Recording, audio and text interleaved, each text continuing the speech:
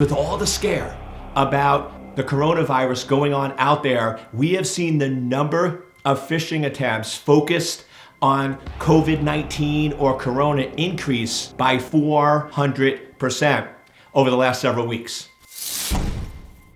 So I'm Dr. Eric Cole from Secure Anchor Consulting, and I'm on a mission to make cyberspace safe. So I wanted to put together this guide to help you protect yourself, your family, and your business from phishing attempts.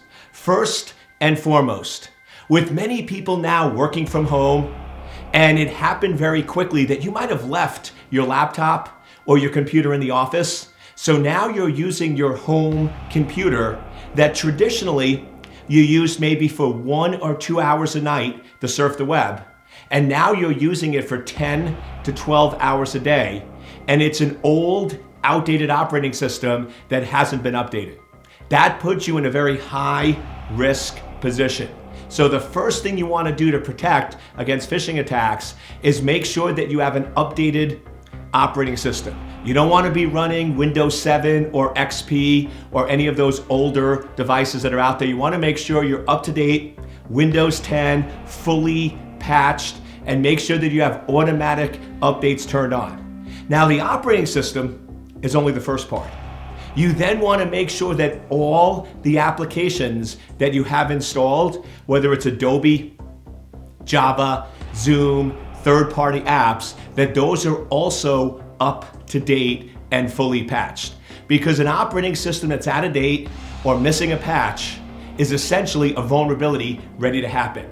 Attackers know about these vulnerabilities, and every single patch that's missing, I can guarantee that there's attack vectors going after you.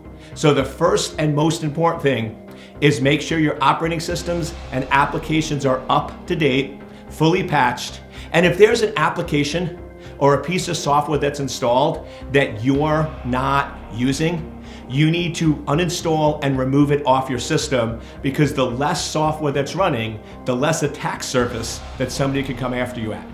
Next, install endpoint security. And this is one where I don't care which vendor you pick, whether it's Sophos, McAfee, Norton, Kaspersky, any of those different vendors. They're all very similar in how they work and how they operate. But the most important thing is you need to have the full endpoint security, not antivirus alone, but full endpoint security, and make sure you have a license that you pay for. This is typically going to run $60 or $70 a year, but it's worth every single penny. Because if you're running endpoint security from 3 years ago and you don't have a valid license and it's out of date, it's not going to catch the latest and greatest attack vectors. So just like your operating system needs to be up to date and fully patched, your endpoint security needs to be paid for, up to date, and automatically updated on a regular basis. Third, you need to change your mentality. Most of us are trustworthy individuals. If we get an email that looks like it came from the CDC or the government or your boss or your doctor about things to do to protect yourself or your family from COVID-19, go in and assume that it's an attack. Get a healthy dose of paranoia. Your default should be deny. Your default should be, I'm not going to click on this, I'm not going to open this. If it's important and critical, you should go in and have those sites bookmarked and go directly to the site, but don't trust links in emails and don't trust attachments. One of the scams that has had over 100,000 infected systems in just 24 hours was a simple email. The subject line was, "You are infected." And then the body of the email says, "Your test results came back. Your doctor has indicated that you are a high-risk individual and you most likely have the coronavirus. Please click this link immediately to set up emergency services to make sure you and your family are protected." Now, I want you to point out a few things here. These attacks are focusing on a few factors. One, they generate an emotional response. If you get an email that says you have COVID-19, you get tense, You get upset, nervous. It's going to get that emotional response. Next, it has an urgency. It says you must click now. You must do this within 2 hours. You must reserve your spot because we're running out of test kits. We're running out of masks. So they create an urgency around it. And then the third thing is, if you step back for a second and put the emotional component aside, it's really illogical. If you did have the coronavirus, they're not going to send you a random email. They're not just going to shoot you an email. They're going to call you or text you or use some other method. So I urge you that if you're getting any emails in which there's an emotional response, there's an urgency, and when you step back for a second, it just doesn't make sense, do out-of-band verification. Pick up the phone and call your doctor. Go to your doctor's office or go to the site directly, but don't click on the link or open the attachment, because unfortunately, most of these that are trying to get you to make an emotional decision are attacks and are not valid. Next, be careful with social media. When you're on social media, those ads that pop up are not valid and are not legit. One of the ones now that are getting a lot of people is when you're going in, whether it's CNN or Fox. Remember, these sites are legitimate, but the ads are not necessarily legitimate. When you go to CNN.com or Fox.com, FoxNews.com, and those ads that are appearing, they are not verified, validated, or endorsed. If you pay money, which scammers and attackers do, you can actually get your ad to pop up. And one of the ones that have got a lot of people are for hand sanitizer. So you're going in, and if you click on Corona or any of those ads, you're gonna get ads for hand sanitizer. In stock, hand sanitizer can be shipped within 24 hours. And what does everyone do? They click, and once again, one click is all it takes, and you're compromised. One of the things my dad always taught me growing up, if a deal is too good to be true, it probably is. If no other store on the planet has hand sanitizer, but there's some ad that says hand sanitizer in stock can be shipped in 24 hours, think before you click. Many of these ads are malicious and or they're scams to steal your credit card or steal your bank account information.